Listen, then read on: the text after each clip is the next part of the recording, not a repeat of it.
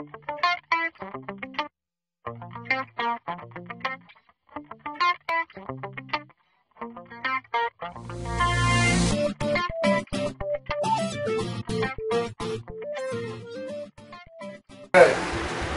this is the cylinder head. Yeah. This is what makes the horsepower. Alright, this is where all the power is produced because the head, all the configuration inside the head is what allows the fuel mixture to enter the motor. Okay. The brain part is the camshaft. Alright. It tells the valves in the cylinder head when to open, for how much to open, and for how long to open. Okay. That's why this is the brain portion of the engine. Because it's telling the rest what to do.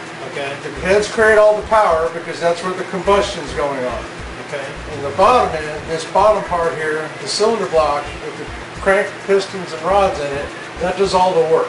That's the workhorse. Okay. So you have to build a strong enough workhorse if you want to build a high-performance motor. Okay. The workhorse part has to be strong enough to hold up to the power that you're going to produce by the cylinder heads. Okay. This particular motor is about 400 horsepower. Okay. It's a 262 duration cam. But the change, because of the camshaft change, we've had to change springs, retainers, keepers, and even the valve seals.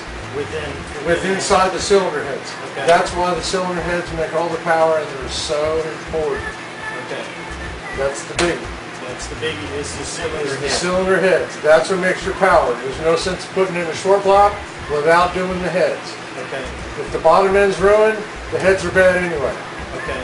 Because they do all the work. They can make all the power. The bottom just does the work. It just does do all the spinning. Okay. And that's all it does. Okay. And this is the part that tells it how fast to go. Okay.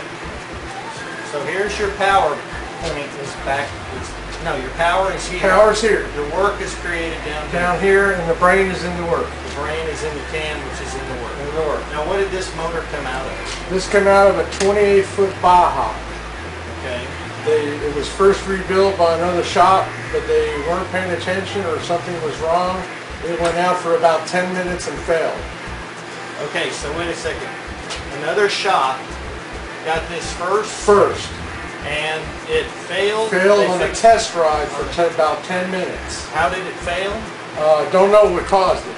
You don't know what caused it. It had a bad water pump on it that somebody installed, and it was not pumping any water, which is probably a big cause for why it failed, because it had too much heat. Right. They may not have started it up right or primed the system right to start up, so they would have started it up dry at first. Okay. See, we always prime the engine first with a primer where the distributor goes in to ensure we have oil pressure before we even start it.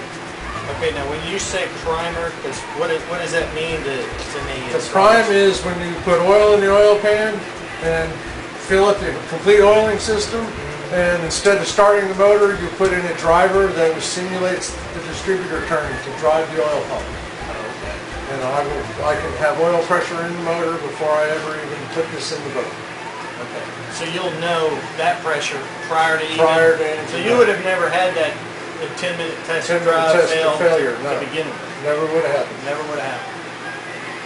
Okay. You run into other things, but you won't have that problem. Especially after 10 minutes, because they already spent $4,000 the first time. Okay.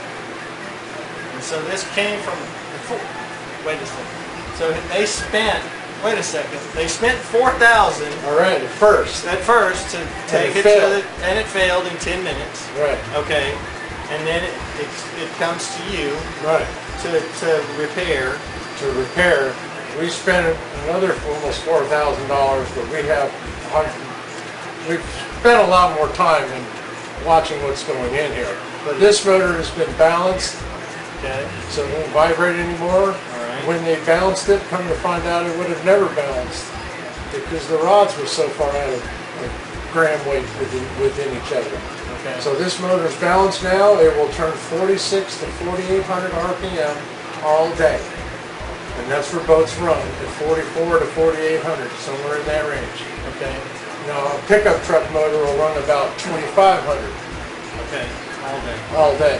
Okay. When you're driving, if you watch your RPM in your vehicle, that's about all they ever run. You never seldom go over 3,000. Okay. This motor here will never hardly run under 3,000. because it's in a boat. Okay, now, an out-of-balance motor. Give me just 2 or 3 symptoms of what an out-of-balance motor could be telling you. An out-of-balance motor will vibrate. Okay, so At high speeds, because you have all these pieces moving anyway, you may not notice the balance.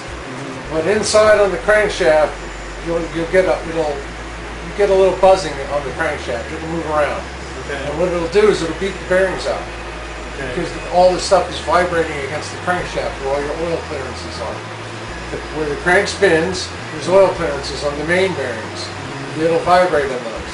Okay. And then where the rods connect, because that's spinning around where the rods connect, Okay. those are vibrating around too.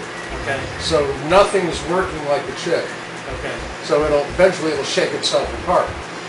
So between this having a bad water pump and the balance being out were 2 major reasons why it failed. To pinpoint why, I can't say, but there's a lot of reasons adding up to it.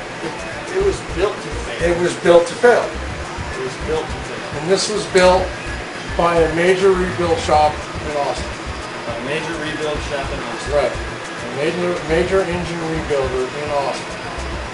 Hello.